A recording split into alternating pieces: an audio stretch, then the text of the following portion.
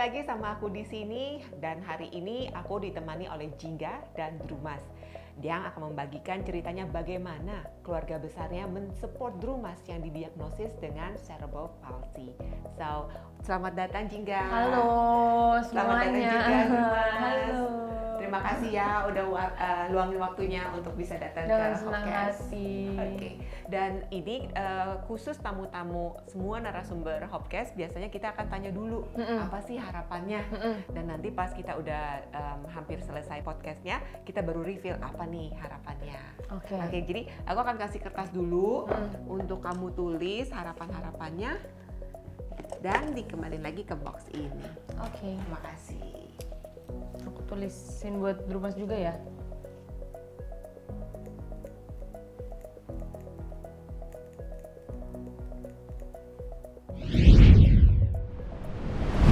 Oke.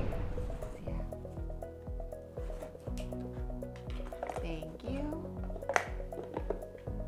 Oke, Jingga mungkin boleh diceritakan dulu latar belakangnya atau mungkin kapan kamu tahu bahwa Drumas didiagnosis dengan cerebral Palsy. Aku sama Drumas tuh beda 6 tahun. Nah, oke. Jadi dia lahir pas aku SD gitulah ya. Jadi suatu malam tuh mama tiba-tiba ke rumah sakit. Aku nggak tahu itu kenapa. Yang jelas aku taunya Drumas itu bakal lahir itu bulan depannya. Jadi tidak saat itu harusnya.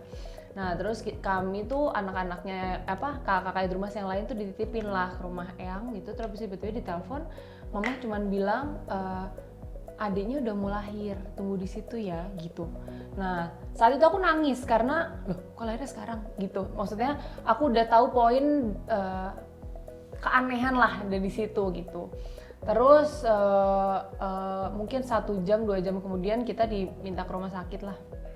Pas lihat, kok adik aku kayak alien karena warnanya hijau. Bener-bener hijau. Terus nggak kayak bayi pada umumnya lah. Terus habis itu aku nanya ke padeku kan, kok adik aku hijau gitu. Terus Pade cuma bilang nggak apa-apa ya kan baru lahir gitu doang. Nah terus Drumas tuh kan biasanya kalau bayi-bayi tuh 2 hari 3 hari paling lama di rumah sakit terus pulang ya. Drumas nggak pulang-pulang. Nah disitulah aku nanya, kok adiknya nggak pulang-pulang mah gitu. Terus mama tuh bolak-balik ke RS gitu-gitulah. Terus aku tanya, kenapa kok adiknya nggak ikut pulang gitu. Terus mama bilang adiknya lagi di kotak inkubator. Jadi dari dulu tuh mama sama papa tuh nggak pernah memperlakukan kami seperti anak kecil. Jadi ngomong tuh ya seakan-akan kami tuh udah dewasa gitu, seakan-akan kami paham ya. Terus mereka bilang lah adiknya masih di inkubator, harus diangetin karena lahirnya duluan dari yang seharusnya. Jadi saat itu nggak ada papa juga karena kan kebetulan papa penerbang ya gitu. Terus ya udah, terus dari kita boleh masuk ngeliat gitu ya, Drumas ditutup semuanya. Saat itulah mama bilang adiknya nggak kayak bayi-bayi pada umumnya ya gitu. Dia butuh perhatiannya mama sama papa lebih banyak. Jadi dari awal mama papa udah bilang kalau perhatian mereka akan teralih ke Drumas dulu ya sementara gitu. Nah di situ tuh mulai menerka-nerka ini butuhnya apa. Oh iya ya, karena yang udah kelihatan waktunya habis buat Drumas lah ya. Tapi sisanya kebutuhan khususnya kita belum tahu sih. Nah terus tahu betul oh ini bedanya itu mungkin Drumas umur 3 bulan kali ya, karena dia kayak batu gitu nggak bisa dipegang. Jadi kalau dilurusin gitu kakinya balik lagi gitu kayak merungkel gitu. Karena kan dia cerebral palsy-nya spastik kayak yang kaku gitu. Jadi ya nggak pada umumnya lah gitu. Nah mulai disitulah terus Drumas harus terapi. Itu mama menjelaskan kalau adiknya cerebral palsy gitu-gitu deh. Nah ya udah di situ kita tahu kalau adikku nih mama bilangnya berkebutuhan khusus dan special need kan, jadi nggak bilang aneh atau apa gitu, enggak. Jadi ya udah langsung dijelaskan aja kalau dia butuh perhatian yang lebih dari bayi pada umumnya. Dan perasaan kamu saat dibilang seperti itu? Sebel, karena kan kita perempuan semua. Kita tuh berharap banget adiknya tuh laki-laki gitu. Alhamdulillahnya dapet. Jadi pas dia di kandungan umur 6 atau 5 bulan tuh mama udah bilang adiknya laki-laki gitu. Nama Drumas tuh sebenarnya udah ada dari dia di perut. Terus Abis itu jadi kita berharap banget Drumas lahir nih bakal bisa diajak main lah, apalah ya. Laki kan biasa lebih aktif gitu ya. Ini kan ternyata pas lahir ya kita malah nggak bisa gendong karena dia nggak seluas anak pada umumnya kan.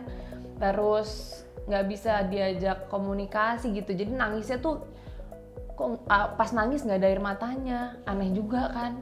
Ya jadi ya awalnya tuh sebel karena kenapa giliran keluar lu malah bikin repot gitu. Perasaan awalnya. Itu berapa lama kamu kayak agak reject? Reject tuh lama ya, mungkin sampai Drumas 3 tahun mungkin. Tapi mama papa tidak memberikan izin untuk kami reject. Jadi gini, sebenarnya pas kita sebel gitu, mama papa tuh nggak bilang nggak boleh ini, nggak boleh, nggak, mereka nggak bilang gitu. Tapi kita justru diikutsertakan. Jadi misalkan Drumas nangis nih, bete kan aku, ih ngerepotin banget sih ini anak gitu kan rasanya. Tapi saat itu yang dilakukan mama papa adalah justru itu tolong kasih susu ke adiknya. Jadi aku malah disuruh ngurusin anak nangis itu.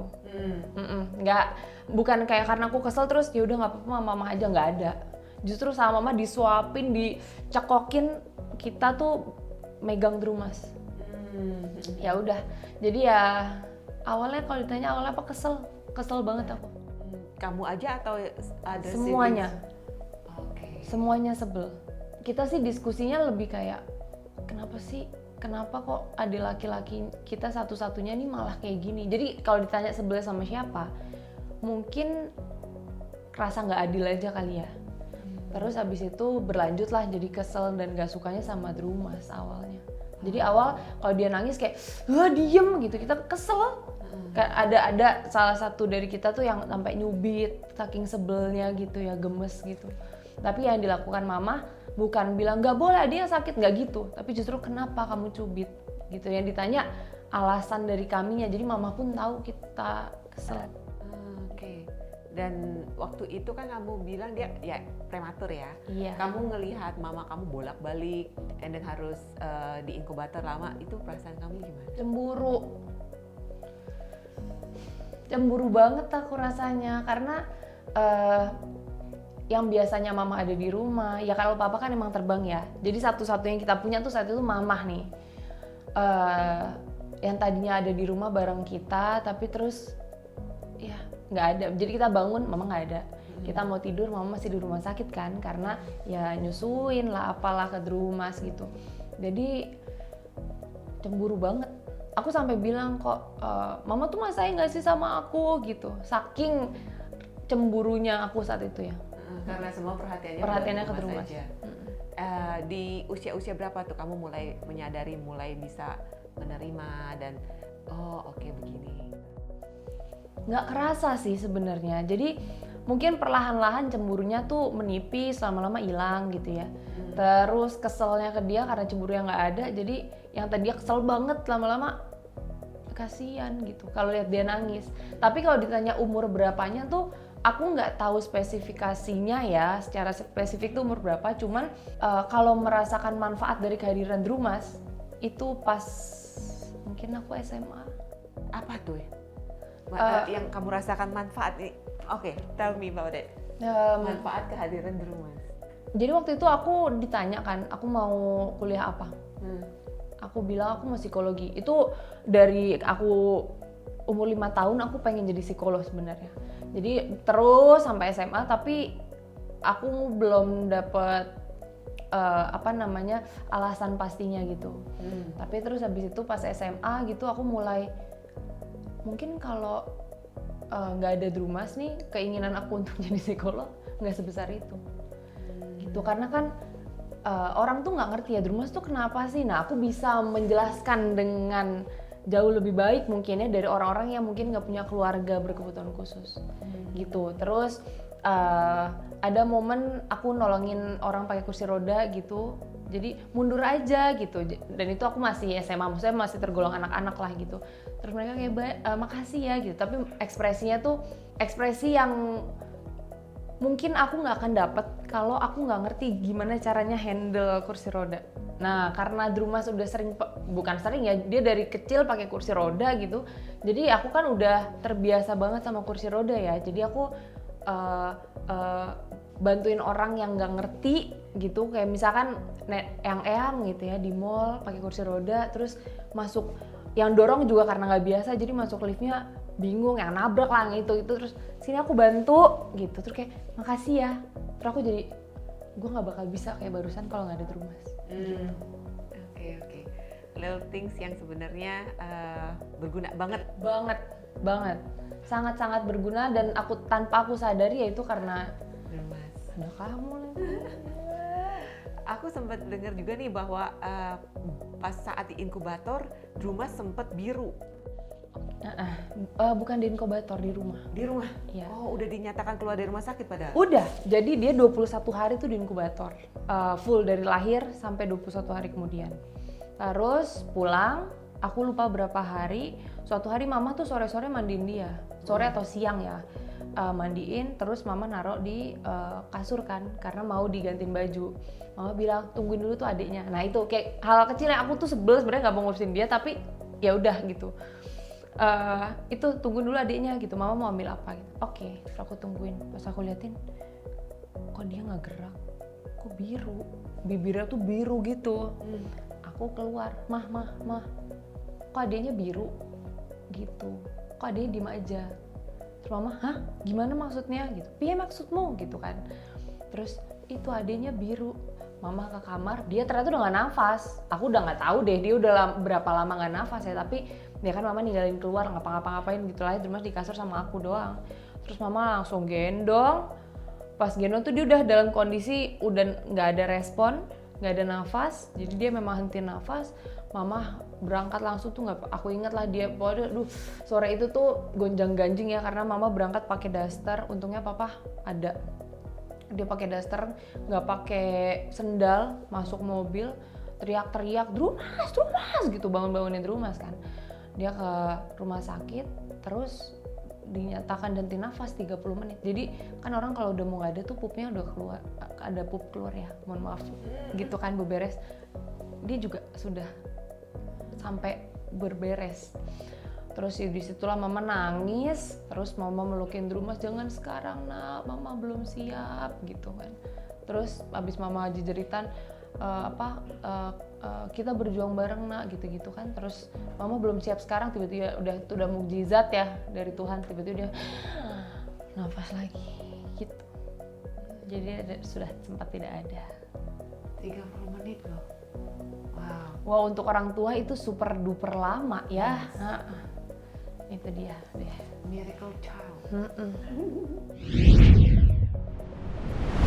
Oke, apakah ada momen tertentu nih yang menunjukkan betapa besar usaha dan cintanya orang tua kamu dalam merawat Drumas? Semuanya tuh diusahakan dengan sangat.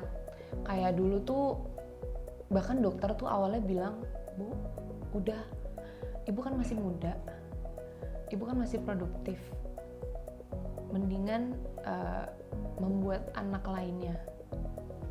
Disitulah mama langsung tanda tangan keluar dari rumah sakit, nggak mau diurus sama dokter itu. Terus dikala dokter-dokter itu nggak percaya kalau Drumas itu bakal bisa, mama abis itu memilih untuk mempelajari sendiri tumbuh kembangnya Drumas harusnya diapain. Dia bahkan mencari teknik baru, gimana caranya biar dia bisa menangani dan menghandle Drumas sendiri di rumah. Terus kalau misalkan, jadi wah itu hampir tiap minggu bener-bener ke rumah sakit, ke dokter, terus terapi. Terapi itu 2 kali seminggu bahkan dulu, 2-3 kali itu, nggak mungkin seminggu sekali doang tuh nggak mungkin. Jadi minimal 2 kali seminggu ke rumah sakit, ke terapis, dan semuanya dilakuin sih sama mama. Apapun yang dokter bilang, mungkin anaknya ini, iya dicek lagi ke dokter lain. Wah, pokoknya selama Drumas, sampai Drumas umur 15 tahun kalau nggak salah, itu kita masih, mama sama papa tuh masih aktif banget nyariin dokter, nyariin terapis, operasi berkali-kali karena Drumas matanya juga ke dalam kan. Tadinya dua-duanya gitu, jadi kita sempat ke Singapura untuk operasi biar Mas bisa melihat dengan baik. Operasi kaki berkali-kali, jadi dia udah diewek-ewek lah pokoknya dari kecil. Banyak Udah banyak banget. Dan jadi kamu bersaudara 5 saudara, cewek semua. Sebenarnya bersepuluh ya. Cewek semua kecuali Drumas anak terakhir laki-laki. Oke, dan semuanya sekarang tuh supportive banget, selalu mendukung. Selalu mendukung, selalu. Nah disitulah tuh aku bilang ketika Tuhan tuh kasih kita cobaan, Dia pasti kasih kita kekuatan ekstra. Kita selalu bahas, kamu bayangin gak sih kalau kita tuh cuma 3 bersaudara? Mama bayangin gak sih Ma kalau anaknya Mama tuh cuma 3, 2 kita perempuan, terus ada 1 emas gitu. Kalau aku nggak sanggup Mah. Aku sampai bilang gitu karena nggak kuat, nggak bisa. Drumas tuh kan berat ya. Terus ya walaupun di kursi roda tuh kesana kan cuma dorong gitu ya. Tapi dorong orang berat laki-laki pula itu capek banget sih Kak. Apalagi kan prinsip yang udah diajarin sama Mama adalah nggak ada 1 orang pun yang boleh ditinggal. Jadi ketika kita pergi-pergi, ya Drumas harus dibawa gitu kan. Jadi ya nggak mungkin kita mampu kalau Tuhan kasih anaknya cuman sedikit. Oke, momen apa nih yang paling mengharukan bagi kamu selama perjalanan ini nih mensupport Drumas? Ini sih pas dia dulu kan Drumas udah dibilangnya udah bakal meninggal di usia 6 tahun paling tua gitu-gitu ya. Pokoknya dokter tuh udah ngasih taunya Drumas nggak bakal bisa makan sendiri, harus di blender, harus pakai sonde gitu-gitu kan. Terus nggak bakal bisa jalan, jadi dia seumur hidup bakal kayak mayat hidup. Dan itu hal yang menyeramkan banget ya buat kita. Aduh, kalau 6 tahun, kalau ternyata dia umurnya panjang, terus dengan kondisi seperti itu doang gimana gitu. Jadi momen paling mengharukan adalah melihat Drumas di atas panggung sih. Menurut aku. Ngelihat dia tuh, Mas ternyata apa yang dokter bilang dulu, kamu nggak bisa makan, ternyata kamu makannya banyak banget. Kamu nggak bisa minum, kamu bisa minum apa aja bener-bener yang bahkan aku nggak bisa minum kopi, dia baik-baik aja minum kopi gitu ya. Semua hal yang orang lain nggak bisa tuh ternyata justru di kamu tuh baik-baik aja gitu.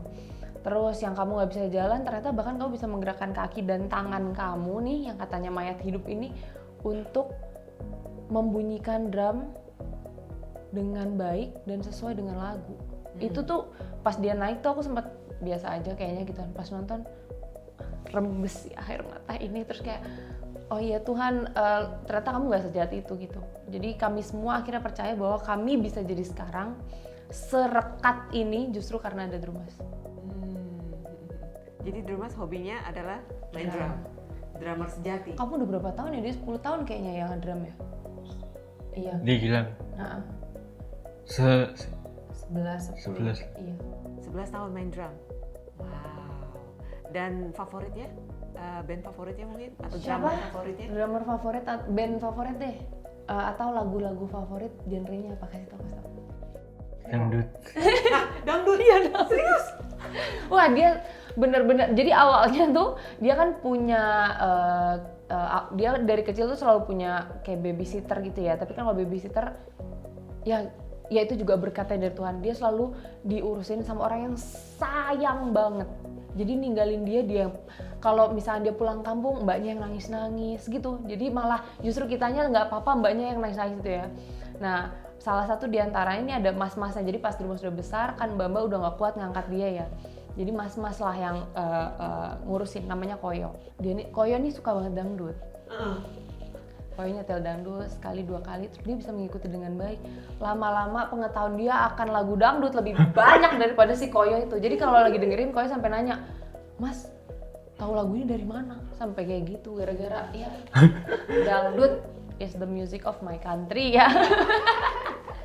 Jadi sekarang dangdut dia paling suka. Oh, jadi suka datang kayak ada pentas dangdut gitu-gitu datang? Nggak pentas dangdut sih, cuman kan sekarang tuh alhamdulillahnya festival musik itu kan udah pada ada dangdutnya kan, yang apa koplo lah apalah gitu ya. Jadi ya dia berbahagia lah kalau datangin festival-festival itu.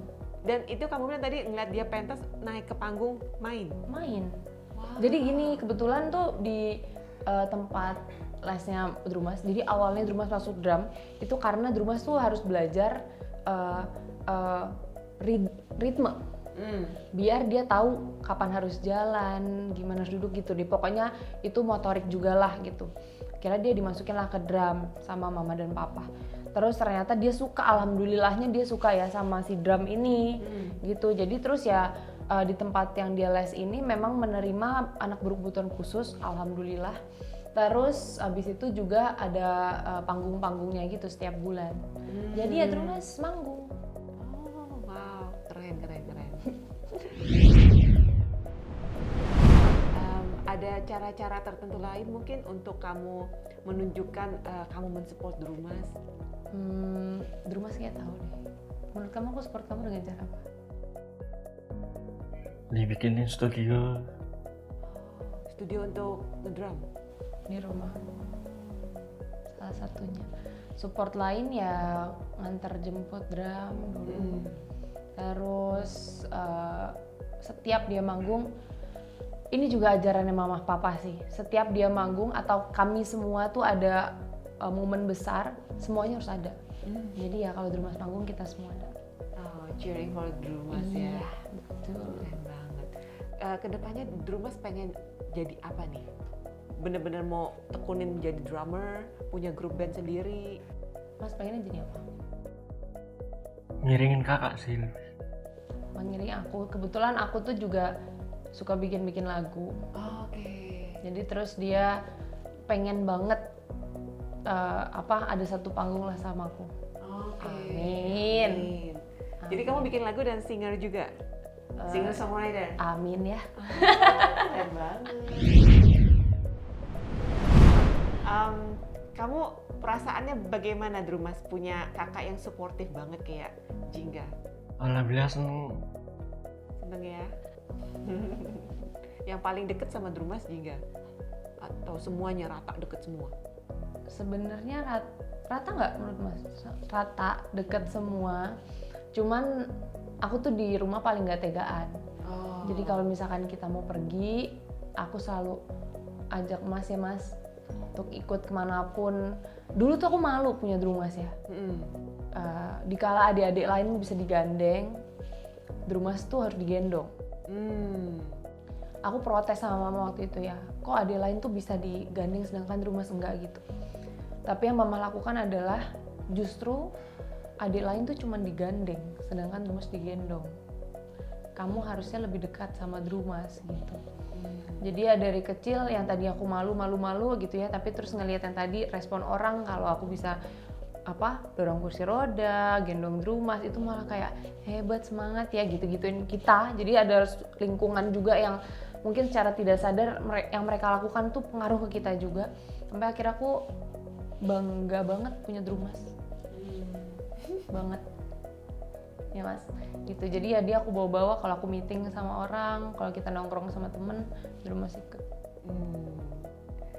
Drumas, momen apa yang bikin Drumas inget bahwa Jingga selalu ada buat Drumas? Ya itu nonton konser gitu.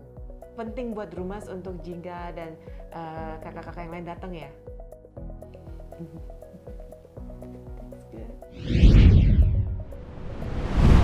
Sekarang ini Drumas masih rajin terapi? Masih.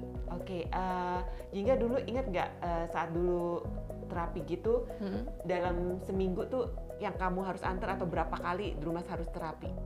3 kali terapi, 2 kali antar lah. Jadi emang dulu tuh mama suka pura-pura nggak bisa ngantar. Aku udah tahu ya, kamu pura-pura. Jadi mama suka anterin adeknya ya, padahal dia ada mbaknya juga. Maksudnya kan ya sama-sama masih kecil ya, jadi dia punya mbak gitu. Cuman terus mama suka bilang, mama hari ini kerja, temenin ya adeknya. Wah, aku kesel. Karena awal-awalnya kesel karena mendingan gue main sama temen lah daripada nganterin Drumas gitu. Tapi terus makin lama makin terbiasa kali ya. Ya memang ini tanggung jawabku jadinya gitu, merasa ini tanggung jawabnya. Terus mama selalu bilang, itu juga bukan Drumas yang mau, ini juga bukan mama sama papa yang minta. Jadi kalau kamu kesel, kamu marah aja sama Tuhan, berani nggak gitu? Nggak berani kan waktu itu, sekarang juga. Terus habis itu ya jadi setiap kali Drumas terapi, kami pasti ada yang nemenin. Salah satu di antara kami lah, tapi ya itu kakaknya secara bergantian gitu sama mama papa juga datang untuk nemenin. Dan ini bisa tahu Drumas tuh jago ternyata main drum, kan ada awalnya nih, kenapa bisa alat musik drum yang dikasih ke Drumas gitu? Awalnya nggak tahu, justru jadi kan dulu dia tuh terapinya banyak ya, ada sensori lah, ada motorik, ada wicara gitu ya. Nah sama apa namanya, sama terapisnya itu dibilang coba deh main alat musik. Terus kan mama sama papa kayak gimana main gitar, orang tangannya aja kaku gitu kan. Terus Drumas tuh ininya tuh nggak seluas kita, bahkan dia tremor gitu kan. Terus habis itu kebetulan ini juga jalan Tuhan lagi, mama tuh ngelihat selebaran drum. Terus dibilang kalau itu bisa untuk teman-teman disabilitas apa gitulah ya. Terus mama coba nelpon ke Kak Gilang Ramadan.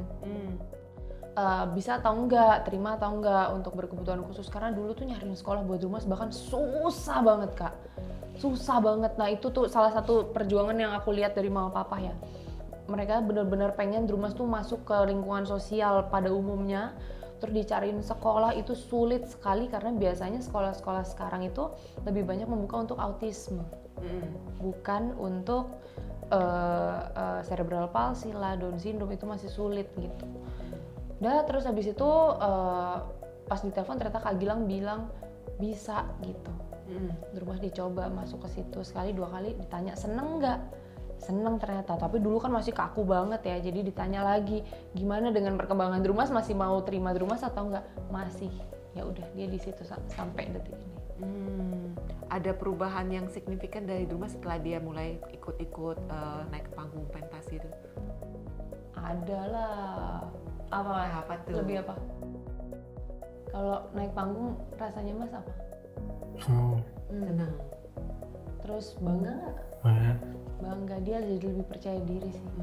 Karena kan habis itu ada tepuk tangan gitu-gitu ya. Terus ya semua mata tertuju padanya lah gitu. Jadi pada beberapa waktu tuh Drumas bahkan tidak menganggap dia tuh berkebutuhan khusus. Jadi ya pede aja gitu ngomong sama orang tuh, nggak yang kan biasanya gini gitu ya. Ini enggak, dia bisa memulai conversation duluan.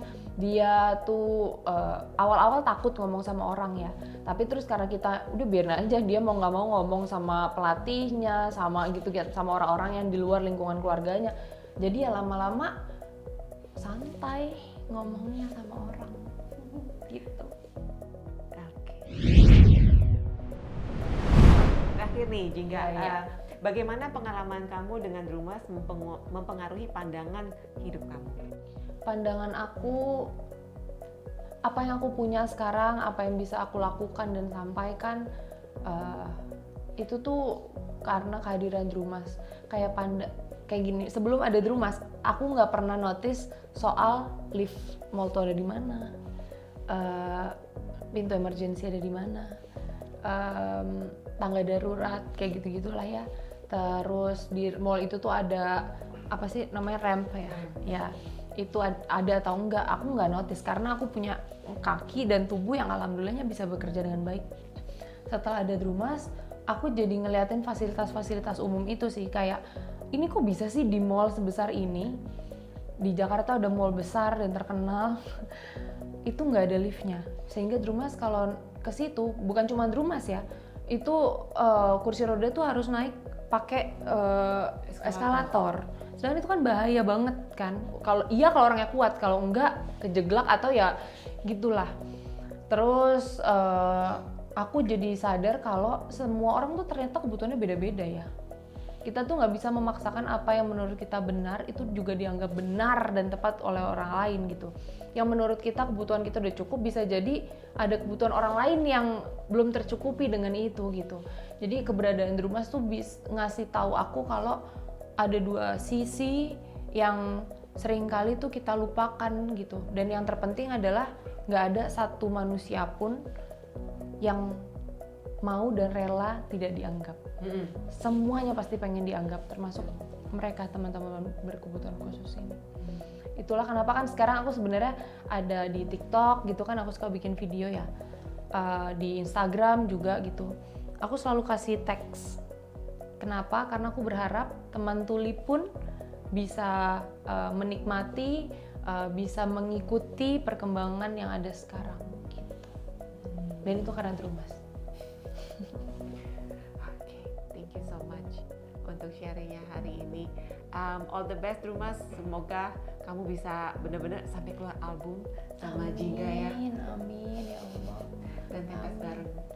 Ini kali ya, pesan-pesan nih, Drumas kan suka banget ke festival. Iya, apa? Mungkin Drumas mau kasih tahu ke Hope People pesan-pesan dari Drumas. Untuk festival-festival apa?